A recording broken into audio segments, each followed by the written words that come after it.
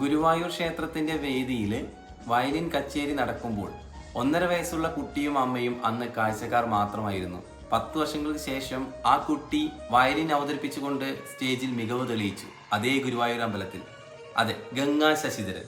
ഇന്ന് സോഷ്യൽ മീഡിയയിലും വാർത്തകളിലുമെല്ലാം നിറഞ്ഞു നിൽക്കുന്നത് ഈ വയലിനിസ്റ്റായ ഈ ഒരു ഗംഗാ ശശിധരൻ എന്ന കുട്ടി.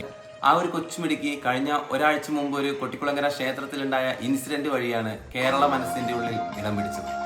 ആ കുട്ടിയുടെ മികവുറ്റ കഴിവുകൾ നമ്മൾ എല്ലാവരും സോഷ്യൽ മീഡിയ വഴിയും വാർത്തകളിലുമെല്ലാം കണ്ടുകൊണ്ടിരിക്കുകയാണ്.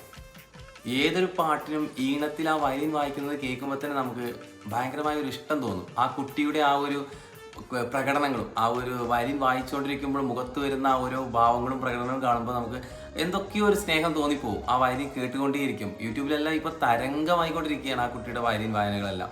സ്വദേശത്തും വിദേശത്തും വരെ വയലിൻ വായിച്ച് അതിൻ്റെ കഴിവ് തെളിയിച്ച വ്യക്തിയാണ്. അതുകൊണ്ട് തന്നെ ആ കുട്ടി ആരാ എന്ന് ഒരു പക്ഷേ പോലീസുകാർ അറിയാതെ പോയി എന്ന് വേണം എനിക്ക് തോന്നുന്നു. പോലീസുകാർക്ക് ഒരു പക്ഷേ ഇപ്പം തോന്നുന്നുണ്ടായിരിക്കും വേണ്ടായിരുന്നു എന്ന്. പിന്നെ ഞങ്ങൾക്കൊക്കെ ഒരു സ്വകാര്യ അഹങ്കാരമായിട്ട് പറയാം, മലപ്പുറം വെളിയങ്കോട് സ്വദേശിയാണ് ഗംഗാ ശശിധരൻ.